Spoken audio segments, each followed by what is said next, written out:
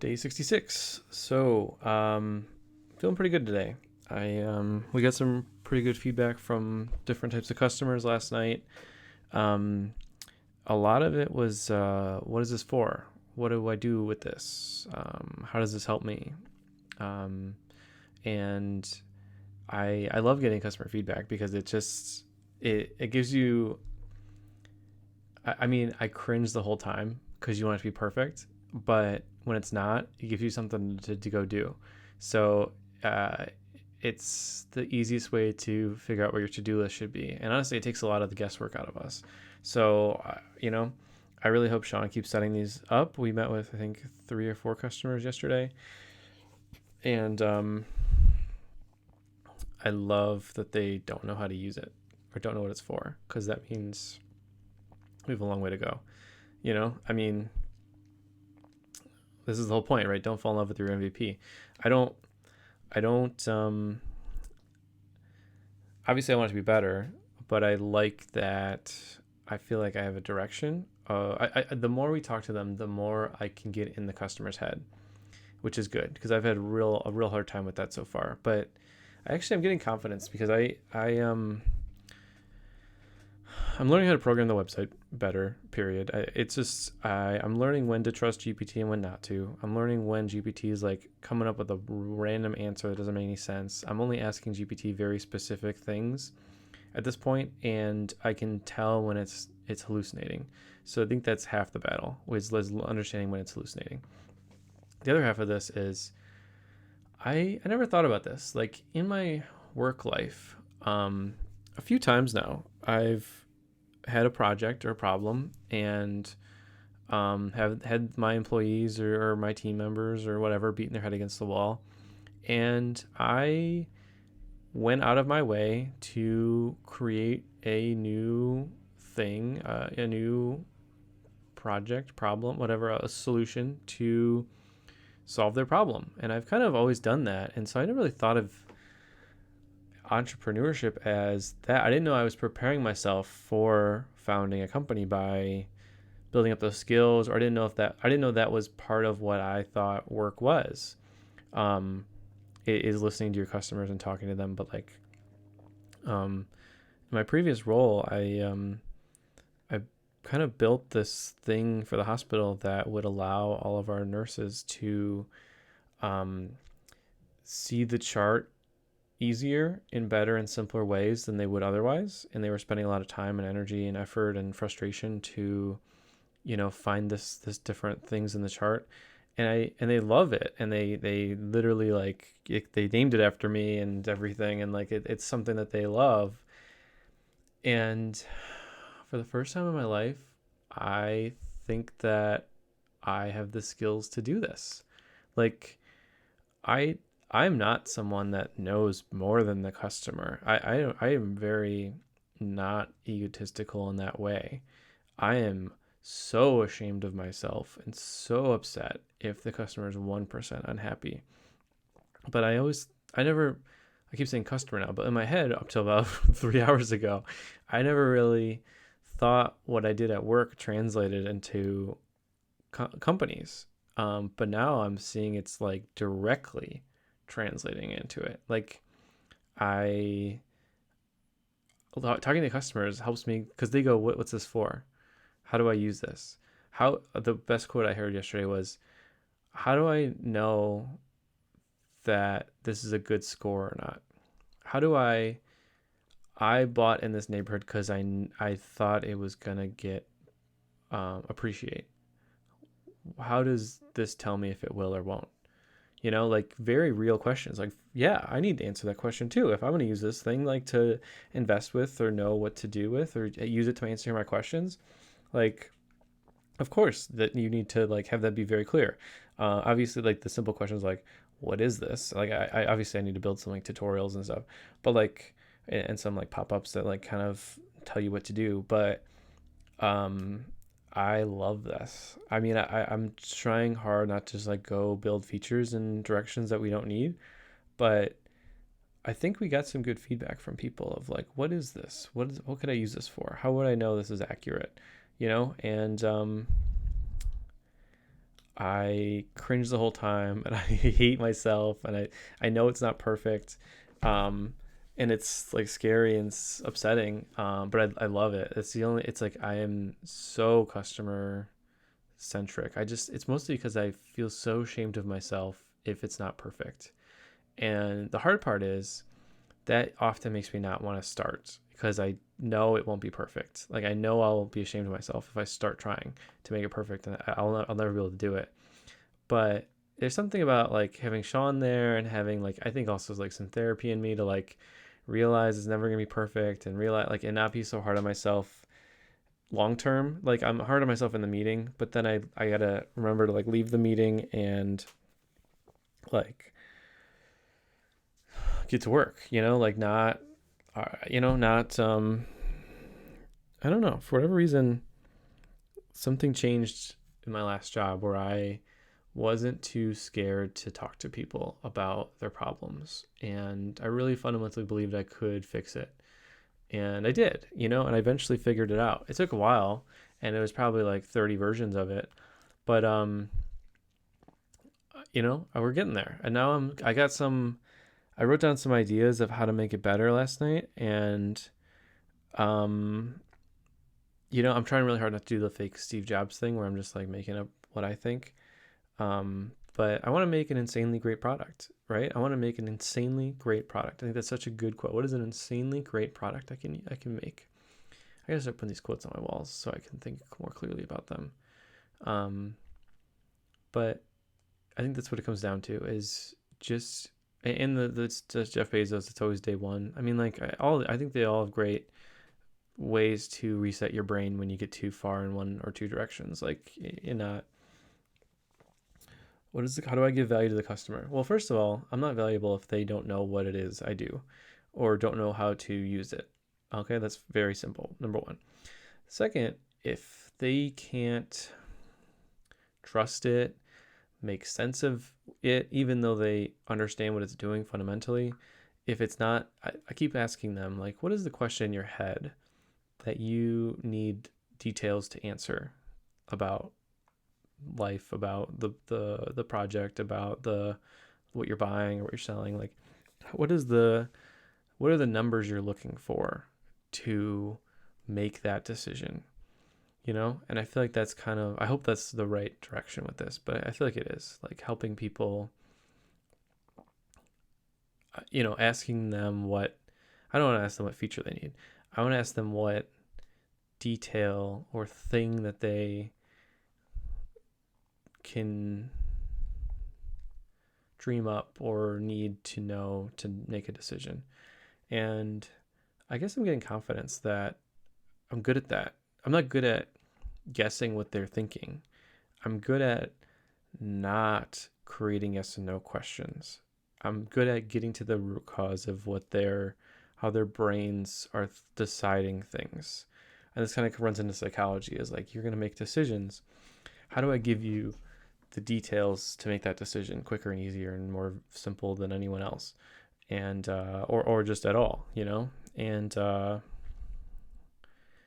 getting excited because I think I'm starting to understand the customer better.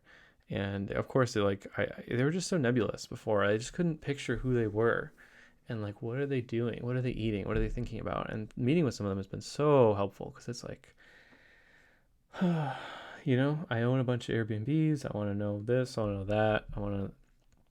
So I'm just, I'm getting pumped. So I made some changes to the website this morning. I'm going to make some more changes. I keep thinking of ways to give them value. And honestly, I'm a little nervous that Sean's not on the same page as me, but whatever, we'll find out. So far the website's been like, Brian, run with it. And, here's some feedback here and there, and we'll see, I guess, if that, I don't know. I just don't, we'll see. It's just hard to communicate about things that we don't know, right? At the end of the day, it's just really hard to communicate about things that we just can't like fully understand. And, like he's really worried about making the numbers super accurate, and the numbers need to be accurate. I don't know. I'm just more excited to like give you the numbers, because if I can't give them to you, you can't tell me if they're inaccurate. Like it's kind of chicken or the egg thing. Like we can't know that, like yesterday we found out that like the median home price from 2021 is pretty stupid to show people, because they go, that's not right.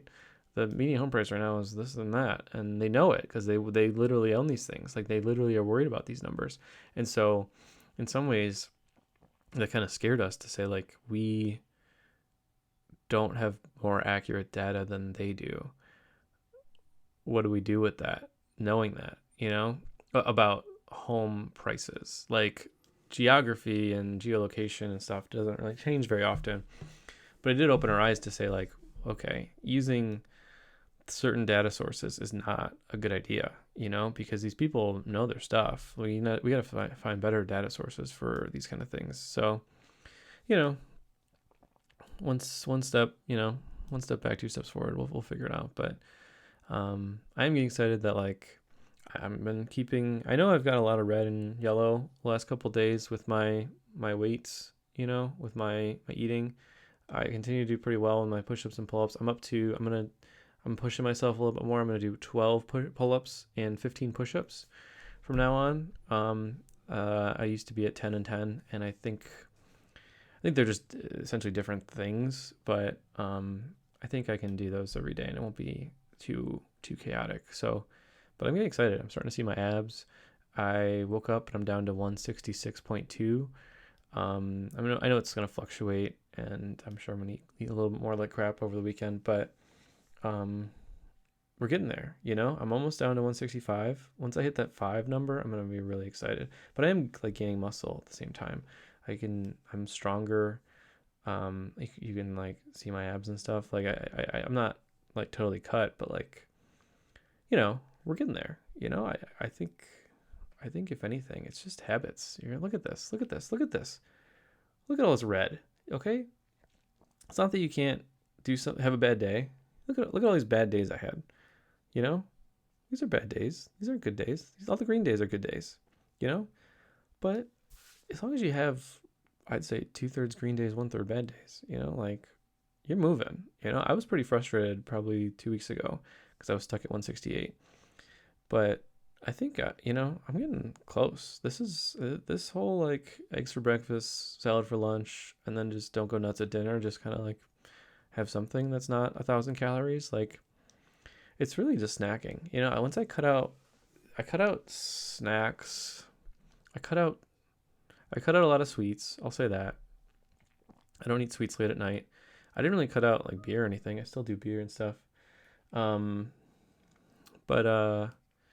it's really just not going and getting a cookie and stuff like that. It's like I can either have a cookie or a beer.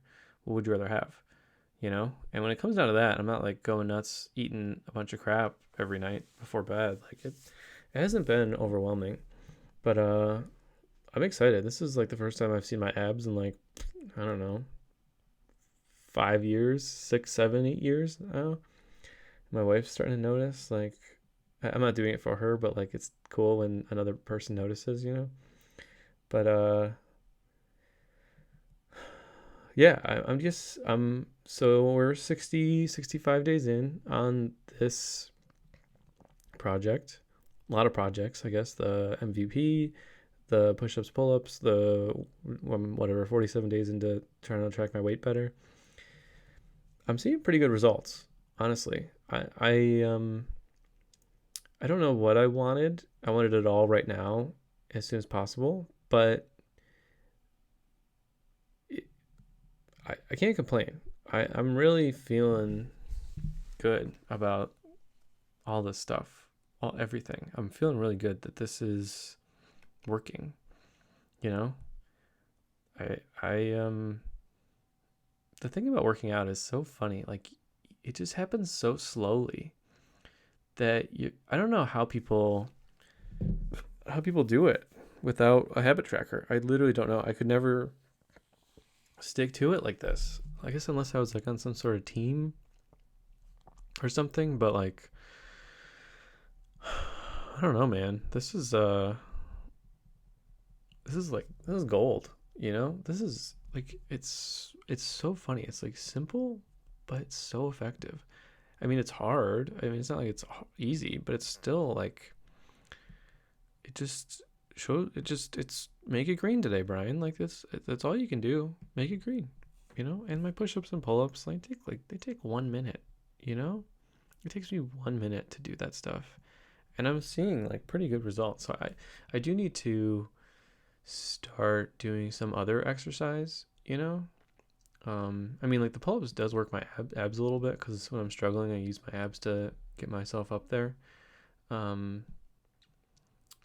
but yeah, I do need to start doing some more cardio and doing some legs and stuff. Like, I gotta find a way to do it where it's not overwhelming. So, but I guess name of the game today is just excited and thankful. I'm like, all of this work that previous Brian put in, like, thank you. Like all those days you like were hungry or you didn't feel like doing it or whatever, like we got this. This is great. We're cool. This is doing well, in my opinion. Like in today's Brian's opinion. Yeah, I'm grateful that I took it seriously. I woke up. I took the Atomic Habits seriously. It's we're here, I don't know what else to say. Just happy to be here.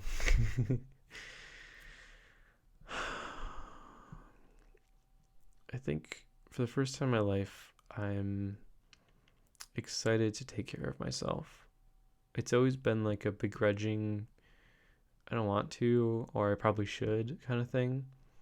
But for the first time in my life, it feels like it's possible, and I'm gaining more than I'm losing. It took me a while to get there. I had to change my mentality, just say like doing this stuff is improving my life more than it's detracting from it. Once I decided that that is true, that putting myself first instead of putting candy first or cookies first, or I should say putting what is it, what how do I say it, putting the thing that like is for me, like when you go and get a cookie or you go and get a snack, you're doing that normally because you say to yourself quietly in your head that like I need this, I need something for me right now, I need to feel better right now, or I like it. There's definitely something there where it's like I made the this is for me thing good things, not bad things. I'm going to reflect every day for a few minutes about how I'm doing. Good thing. I'm going to do a couple push-ups and pull-ups. I'm going to like watch my calories a little bit more. Good things. I am going to go downstairs and go get a cookie right now because I need it. I deserve it. I've worked hard or whatever. I don't know. I think I've been able to, using the Atomic Habits playbook, like modify what is for me. And the podcast is for me. The push-ups are for me. The pull-ups are for me. The calories are for me. The cookies are for old Brian, for goalless Brian, for Brian who does not want to be Jeff Bezos, for Brian that doesn't want to grow or be great as a person. Like, I know it's not the be all end all to like want to be like somebody or copy somebody or whatever, but I just feel like you want to be like your, like I want to be like great people and be great one day. And and I can only do that one day at a time. And I got to put all my eggs into each day, try as hard as I can that day to get green and make them simple goals, but I think I'm rambling at this point, so apologies. But all I'm saying is I'm excited. And what else can you do? Be excited today, So I'm going to keep working, get my head down, listen to customers, get stuff done. And I guess I'm excited to feel like both noticing skills I didn't know I had and being grateful of the effort and time I put into all of this whole thing so far. And I've wanted to quit out of 66 days, probably like like 50 days out of 66 days I wanted to quit this. So like it's just it's hard, man. It's really hard. It's hard to keep it all together. So just make it green today. Keep the streak alive. You know, what else can you do? That's it. That's your good day. If you did have a good day or bad day, just keep the streak alive. And as long as I don't go nuts eating tonight, my streak's alive. You know, I did my push-ups and pull-ups already. I'm doing this. We're all done. Closing it up. And just make it a good day. Make it a green day. So, all right.